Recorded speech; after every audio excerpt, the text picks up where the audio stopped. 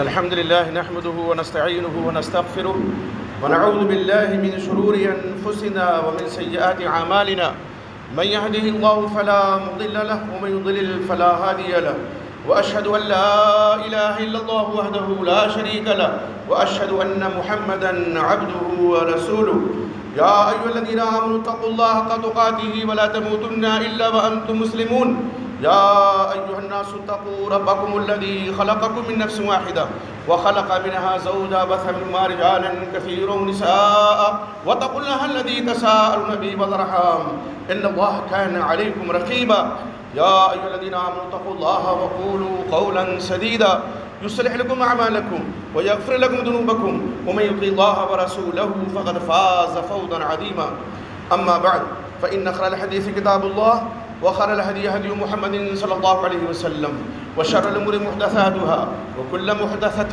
بدعة وكل بدعة ضلالة وكل ضلالة في النار وأعوذ بالله السميع العليم من الشيطان الرجيم بسم الله الرحمن الرحيم ومن آياته أن خلق لكم من أنفسكم أزواجا لتسكنوا إليها وجعل بينكم مودة ورحمة إن في ذلك لآيات لقوم يتفكرون۔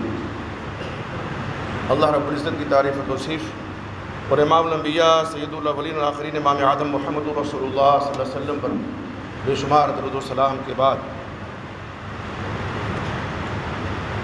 اللہ رب العزت نے اس دنیا کو بسانے کے لیے حضرت آدم اور اماں حوا علیہ السلام کو ذریعہ بنایا۔ حضرت آدم علیہ السلام کی تخلیق فرمائی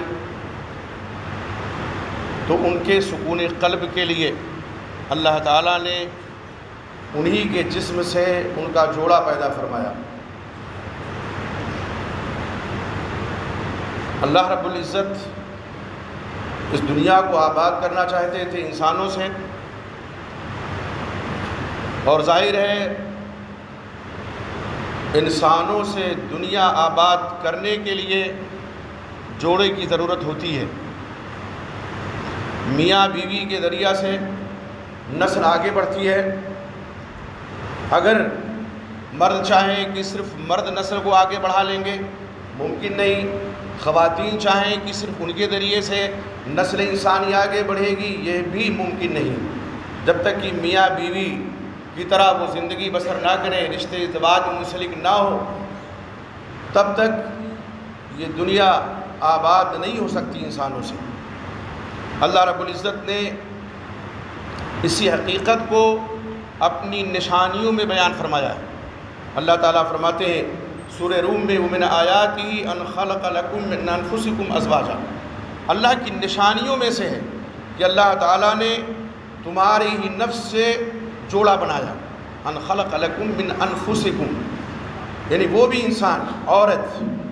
اور یہ حقیقت معلوم ہے، قرآن مجید میں دوسری جگہ اللہ تعالیٰ نے اس حقیقت کو بیان فرمایا ہے کہ حضرت آدم علیہ السلام کی بائیں، حضرت آدم علیہ السلام ہی سے ان کا جوڑا پیدا فرمایا۔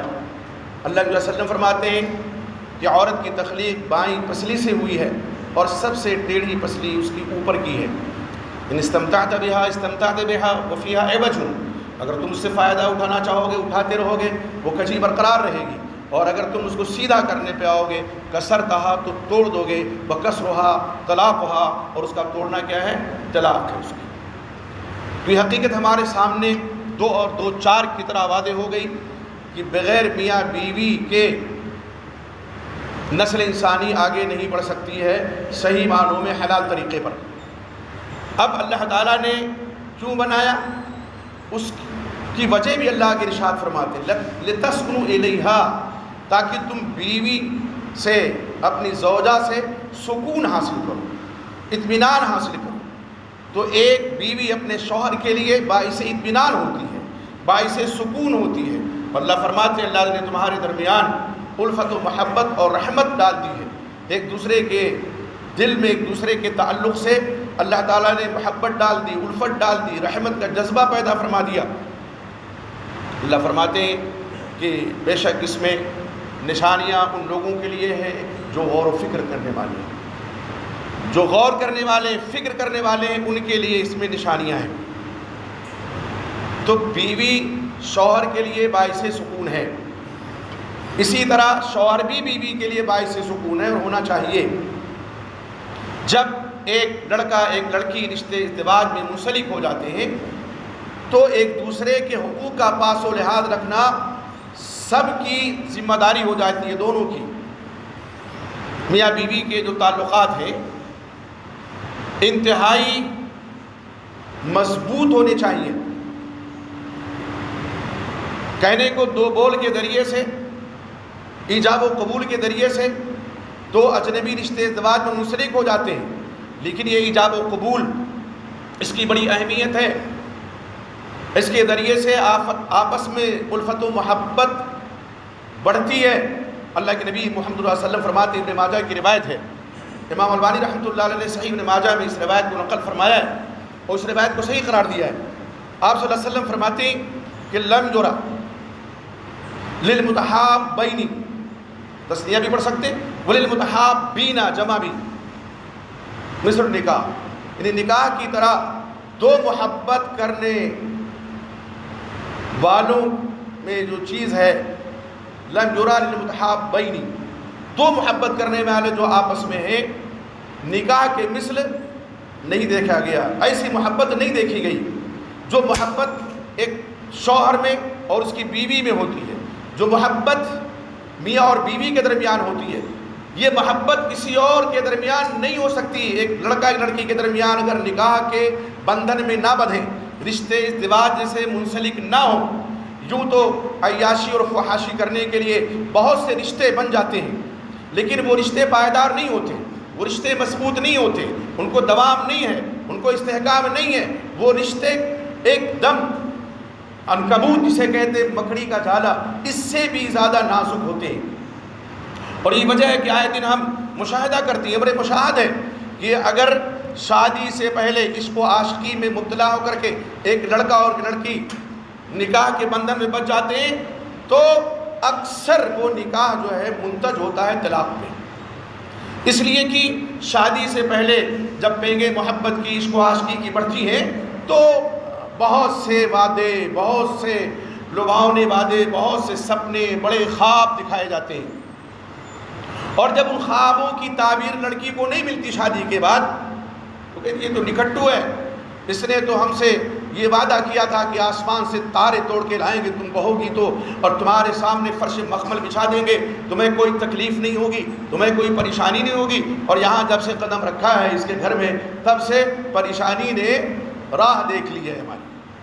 تو اس طرح سے یہ رشتہ پائیدار نہیں ہوتا ہے، لیکن وہ رشتہ جو جس میں محبت نکاح کی بنیاد پر ہوتی ہے، اور اسی لیے شریعت کا حکم ہے، آپ صلی اللہ علیہ وسلم نے ترغیب دلائی ہے کہ اگر کہیں پیغام نکاح کوئی دینا چاہتا ہے تو لڑکا کو چاہیے لڑکے کو کہ لڑکیوں کو ایک نظر دیکھ لے، تنہائی میں نہیں، خلوت میں نہیں، ایک نظر ڈال لے۔ آپ نے فرمایا اس سے الفت و محبت پیدا ہوگی دونوں کے دلوں میں دیکھنے سے۔ تو یہ جو رشتہ ہے انتہائی پائیدار رشتہ ہے، لیکن اس پائیدار رشتوں کو کمزور کرنے کے لیے بہت سے لوگ اپنا حصہ ڈالنے کی کوشش کرتے ہیں۔ آپ دیکھیں میاں بیوی دائرہ انسانی ہے، غلطیاں دونوں طرف سے ہو سکتی ہیں۔ اگر بیوی ایسی ہے جو واقعی ٹیڑھی پسلی ثابت ہو رہی ہے تو ایسا نہیں ہے کہ اس کا حل صرف طلاق ہے، قطعاً نہیں۔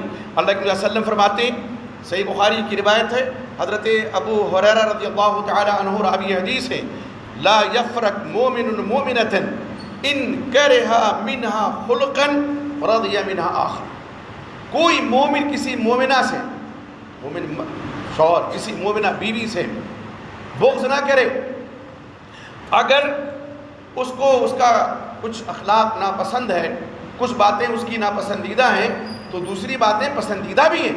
ایسا نہیں ہے کہ ایک عورت تمام عیوب کا مجسمہ ہوتی ہے یا ایک شوہر تمام عیوب کا پیکر ہوتا ہے، نہیں، عیب و ہنر دونوں کے اندر ہیں۔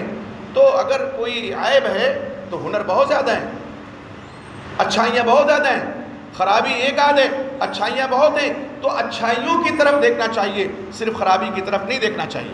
اللہ کے نبی محمد صلی اللہ علیہ وسلم فرماتے ہیں خیرکم خیرکم لأہلہ وانا خیرکم لأہلی، تم میں سب سے بہتر شخص وہ ہے جو اپنے اہل کے لیے بہتر ہو، اپنی بیوی کے لیے بہتر ہو، اور میں تم میں سب سے زیادہ اپنے اہل و عیال کے لیے، اپنی بیوی بچوں کے لیے بہتر ہوں۔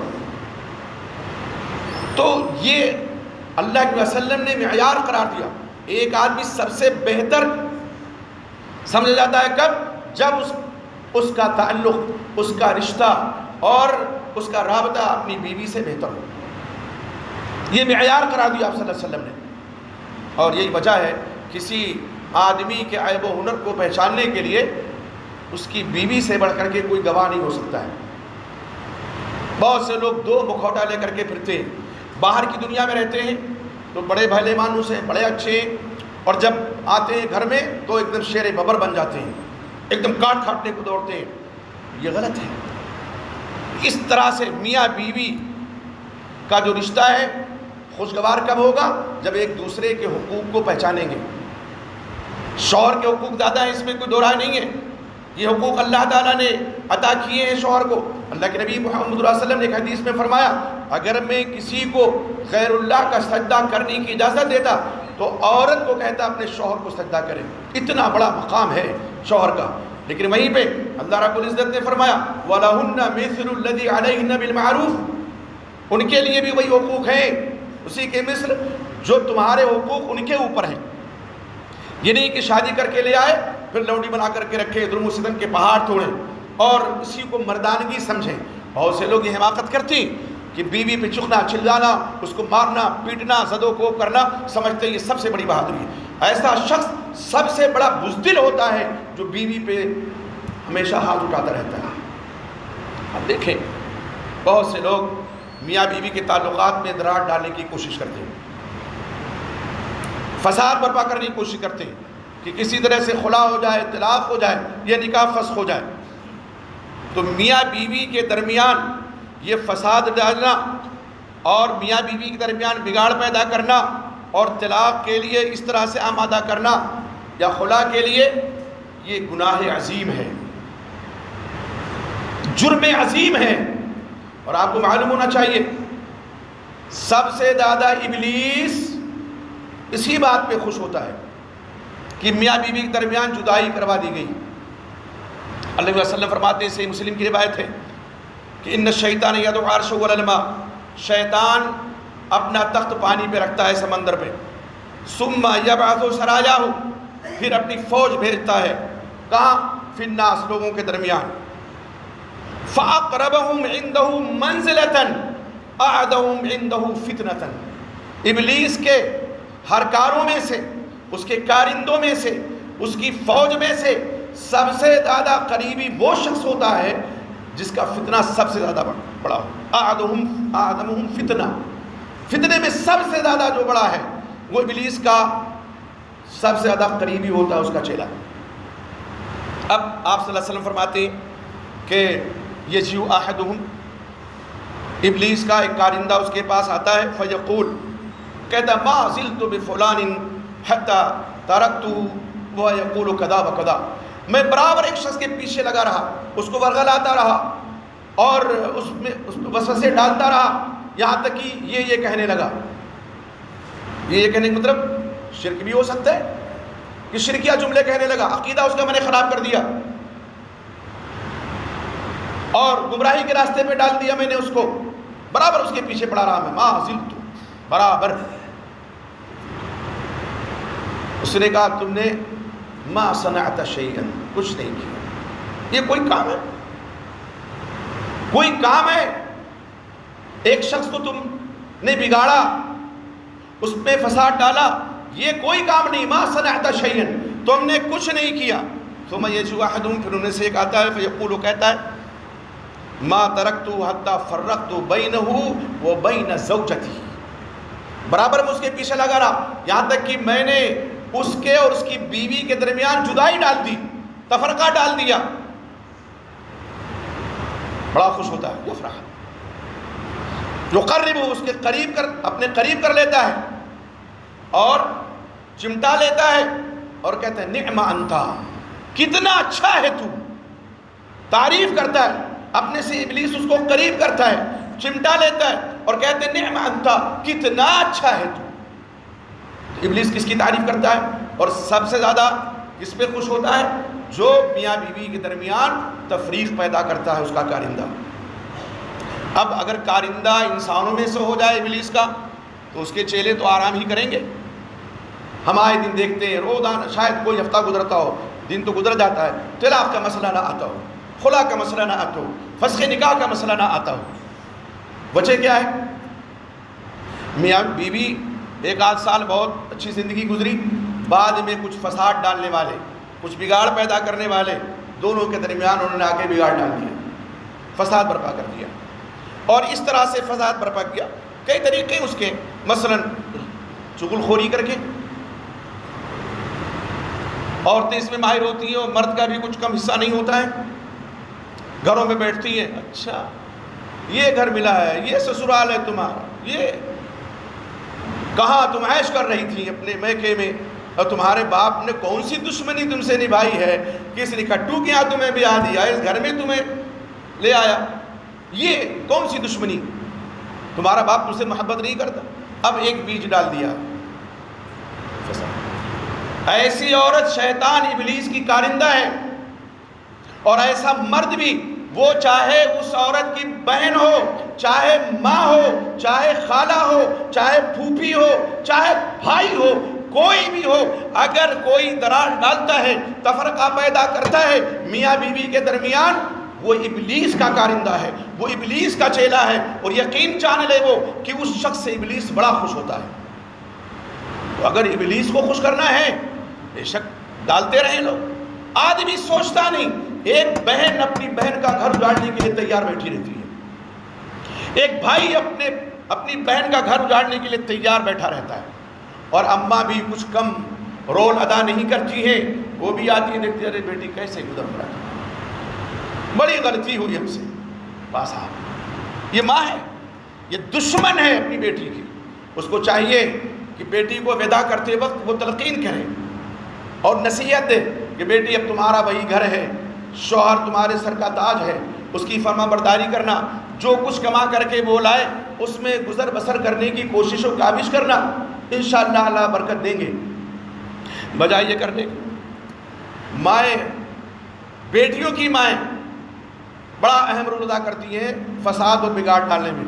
ایسی ماں بھی ابلیس کی کارندہ ہے، ایسی ماں بھی ابلیس کی کارندہ ہے، وہ بھی ابلیس کے بہکاوے میں ہے، جو اپنی بیٹی کو ارے چھوڑو کہیں اور شادی کر دیں گے۔ سماج آج ایسا ہم نے بنا دیا ہے کہ کسی مطلقہ عورت کی کوئی عزت سماج میں ہے نہیں، جبکہ یہ ضروری نہیں ہے کہ طلاق کے وقت عورت کی غلطی ہو، یہ ضروری نہیں ہے۔ ہاں بسا اوقات عورت کی بھی غلطی ہوتی ہے جس کی وجہ سے طلاق ہوتی ہے، لیکن بہت سے معاملات میں مرد غلط ہوتا ہے، شرابی ہے، کبابی ہے، جواری ہے، غصہ کرنے والا ہے بات بات میں، لیکن جب طلاق کا ٹھپا لگ جاتا ہے تو عورتیں بھی اسی کو مورد دان ٹھہراتی ہیں، پھر دوسرا عقد نکاح بڑا دشوار ہو جاتا ہے، بڑا مشکل ہو جاتا ہے۔ کتنی ایسی عورتیں ہیں جو طلاق لینے کے بعد اپنے بھائیوں کے گھر میں بیٹھی ہوئی ہیں، بھابھی اس کو تنگ کر رہی ہے، اس کو نوکر بنا کر کے رکھ رہی ہے، ملازمہ بنا کر کے رکھ رہی ہے، اور بھائی بھی کوئی توجہ نہیں دیتا، چلو 2 وقت کی روٹی کھاتی ہے، پڑی رہنے دو، گھر کا کام تو کر رہی ہے۔ وہ جو ملکۃ البیت تھی، وہ جس کو کسی گھر کا ملکہ ہونا چاہیے تھا، وہ جس کو اپنے شوہر کے دل پہ راج کرنا چاہیے تھا، وہ جس کے حکم سے اس کے بیٹے، اس کی اولاد کوئی بھی کام کرنے کے لیے تیار ہو جانا چاہیے تھا ان کو، وہ آج کہاں میکے میں پڑی ہوئی ہے طلاق کا لیبل لگا کر کے۔ یہ کون سی بات ہے؟ بڑے مجرم ہیں وہ لوگ، وہ مرد ہو کہ خواتین ہو، وہ بھائی ہو کہ بہن ہو کہ ماں ہو یا پڑوسی ہو یا رشتہ دار ہو، جو میاں بیوی کے درمیان فساد برپا کرنے کی کوشش کرتے ہیں۔ اسی طرح سے خلا پر ابھارنا، طلاق پر ابھارنا، بعض دفعہ عورت کی خرابی بیان کی جاتی ہے نمک مرچ لگا کر کے، اور ایسا بہت ہوتا ہے۔ تم تو دن بھر باہر رہتے ہو، تمہیں کیا پتا تمہاری عورت کہاں کہاں جاتی ہے، وہ چاہے اچھی نیت سے کہیں گئی ہو، اچھا عمل کرنے کے لیے گئی ہو، لیکن پڑوسی نے دیکھا یا پڑوسن نے دیکھا کہ نقاب اٹھایا، شوہر گیا تو یہ چلی گئی کہیں، اس ضرورت کی جا سکتی ہے، عورت گھر سے نکل سکتی ہے پردے میں، شریعت اس کی اجازت دیتی ہے. لیکن اب وہ شام میں صاحب شکایتوں کے پٹارے کھول دیے پڑوسیوں نے، رشتہ داروں نے اور لوگوں نے. اس طرح سے لوگ بگاڑ پیدا کرتے ہیں. ایسے لوگ بھی شیطان کے کارندے ہیں، ایسے لوگ بھی شیطان و ابلیس کے ہرکارے ہیں. اسی طرح سے آپ دیکھیں ایک مسئلہ جو بنیادی مسئلہ ہے، بعض دفعہ لوگ کیا کرتے ہیں، بہو سے ساس خوش نہیں ہے، وہ شکایت کرتی ہے اپنے بیٹے سے اور کہتی ہے طلاق دے دو. باپ خوش نہیں ہے شوہر کا، کہتا ہے طلاق دے دو. مسئلہ ہے، بنیادی مسئلہ ہے، کیا کرے لڑکا؟ اگر کوئی شرعی چیز ہے، ٹھیک ہے شرعی، تو اس میں تو ظاہر ہے کہ باپ کی فرمانبرداری وہ کرے گا. لیکن عمومی حالات میں ہوتا کیا ہے کہ ذرا سے ناراضگی ہوئی نہیں بہو سے اور لوگ شکایت کرنے بیٹے سے شروع کر دیتے ہیں، شکایت لگانا شروع کر دیتے ہیں. وہ کہتے ہیں طلاق، فورس ڈالتے طلاق کو. امام احمد رحمۃ اللہ علیہ، امام اہل السنہ، امام اہل الحدیث، اللہ غریق رحمت کرے، ایک مرتبہ ان کے پاس ایک شخص آیا، اس نے کہا ان ابی یامرنی، میرا باپ مجھے حکم دے رہا ہے ان اطلق زوجتی، کہ میں اپنی بیوی کو طلاق دے دوں. یہ میرے باپ کا حکم ہے، میں کیا کروں؟ اس کے حالات سنے امام صاحب نے، فرمایا نہیں، اپنے باپ کی فرمانبرداری اس میں نہیں کرو گے. پڑھا لکھا آدمی تھا، اس نے کہا لیکن حضرت عمر فاروق نے تو اپنے بیٹے حضرت عبداللہ بن عمر رضی اللہ عنہ کو حکم دیا تھا کہ اپنی بیوی کو طلاق دے دیں، اور دے دی تھی. کہا جب تمہارا باپ عمر رضی اللہ تعالیٰ عنہ جیسا ہو جائے تو بے شک تم بات اس کی مان لو. عمر رضی اللہ عنہ جیسا تمہارا باپ ہو تب اس کی بات مانو. اس سلسلے میں شیخ الاسلام اللہ ابن تیمیہ رحمۃ اللہ علیہ وہ فرماتے ہیں کہ اگر کوئی کسی لڑکے کی ماں اس پر فورس ڈال رہی ہے کہ اپنی بیوی کو طلاق دے دو، فرمایا اس کی فرما برداری اس معاملے میں نہ کرے اگر کوئی عذر شرعی نہیں ہے تو. پوچھا گیا تو والدین کے ساتھ اس نے سلوک کا جو حکم ہے شریعت میں، والدہ کے ساتھ اچھا برتاؤ کیا جائے، ان کی فرمانبرداری کی جائے. کہا اس نے سلوک میں کرو لیجیے، لیکن بیوی کو طلاق دینا یہ والدہ کے ساتھ اس نے سلوک نہیں ہے. ہو سکتا ہے کسی غلط فہمی میں والدہ آ گئی ہو اور انہوں نے شکایت لگا دی ہو اور لڑکا طلاق دے دو، اور بعد میں والدہ بھی پچھتائیں کہ میری بہو تو بہت اچھی تھی، اور دوسری اس سے زیادہ خطرناک آ جائے جس کو ساس محترمہ ڈائن کا خطاب دینے لگے کہ یہ تو اس سے بھی بڑی ہے. یہ جو گھریلو معاملات ہیں میاں بیوی کے، یقین جانیے اگر شریعت کے دائرے میں میاں بیوی زندگی بسر کریں، دیکھیں کبھی نہ کبھی تو کچھ نہ کچھ ہو ہی جاتا ہے میاں بیوی کے درمیان کہا سنی، لیکن جب صلح ہوتی ہے اور جب پہل کوئی کرتا ہے تو شدید محبت بھی ہو جاتی ہے، پہلے سے زیادہ محبت ہو جاتی ہے. یہ انسانی فطرت ہے. روٹھنا منانا یہ میاں بیوی کو زیب دیتا ہے. شوہر روٹا ہے تو بیوی منائے، بیوی روٹی ہے تو شوہر منائے. اب دونوں کی محبت اور زیادہ بڑھ گئی، لیکن دشمنی اور عداوت ایک دوسرے سے، اور پھر اس روٹھنے کو بہانہ بنا کر کے کوئی آ کر کے اس میں باقاعدہ گھی ڈالنے کی کوشش کرے اس آگ میں، تو یہ خطرناک معاملہ ہے.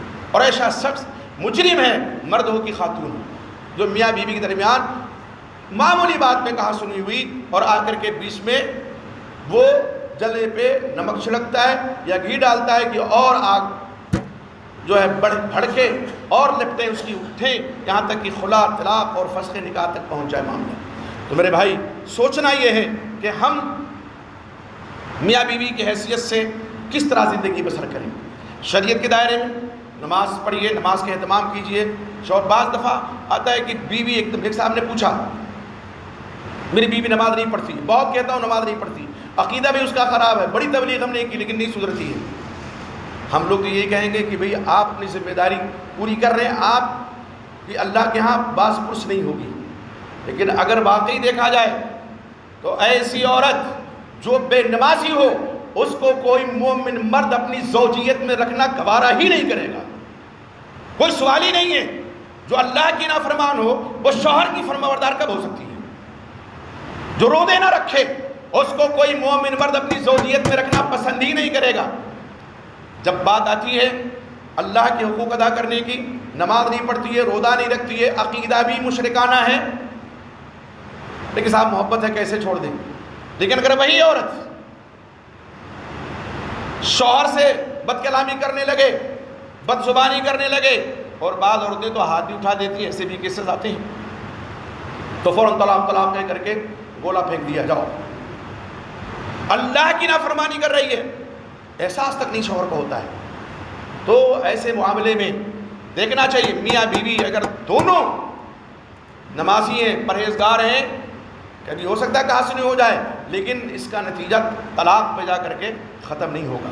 اس لیے میرے بھائی یہ جو معاشرہ ہے، یہ سماج ہے، ہماری آپ کی کاوشوں کوششوں سے بنے گا انشاءاللہ، اور یہ میاں بیوی سے نسل بڑھتی ہے آگے۔ اور جب طلاق ہوتی ہے جانتے ہیں دو زندگیاں تباہ نہیں ہوتی ہیں، اگر صاحب اولاد ہیں دونوں تو کئی زندگیاں برباد ہوتی ہیں، کئی زندگیاں برباد ہوتی ہیں۔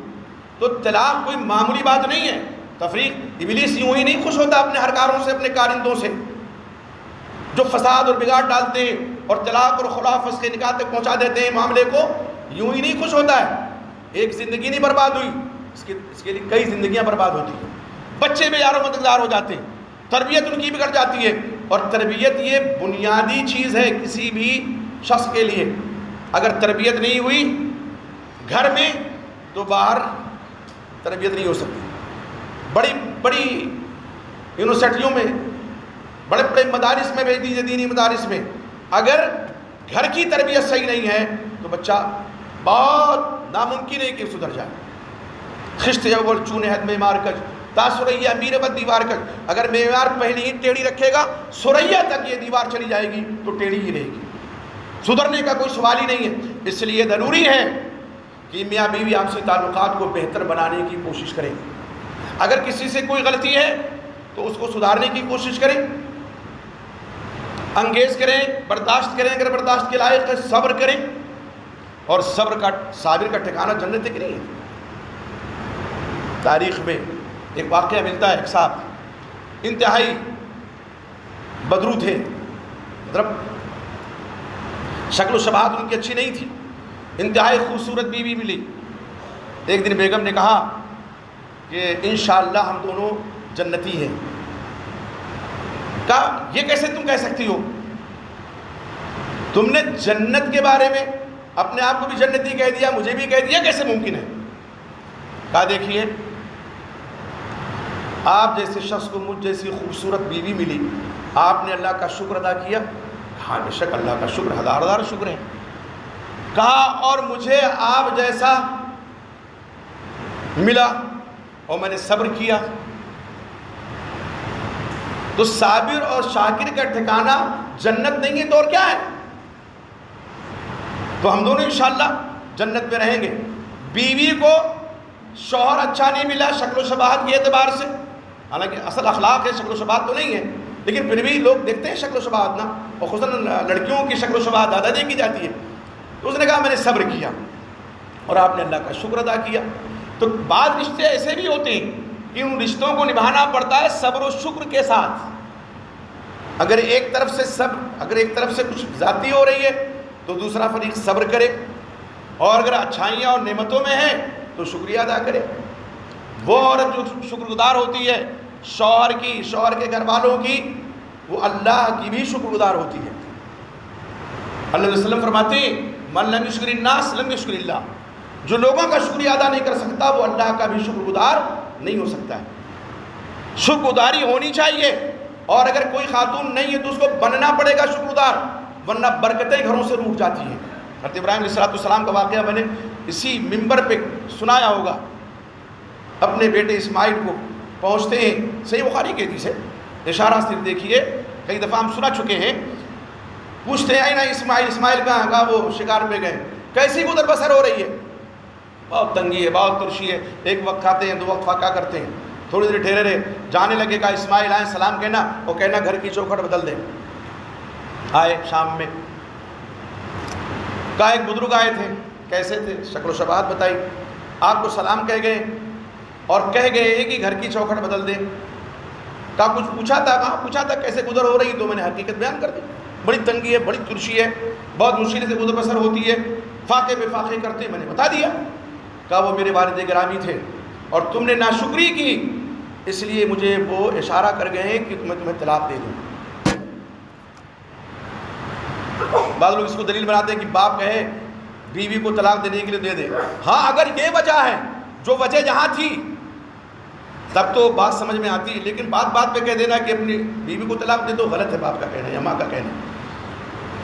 اسی قبیلے میں دوسری شادی کی، پھر خبر گیری کرنے کے لیے آتے ہیں، پوچھتے ہیں، شکر گزار خاتون تھی، شکار پہ گئے ہوئے تھے، اسماعیل کہاں ہیں؟ شکار پہ۔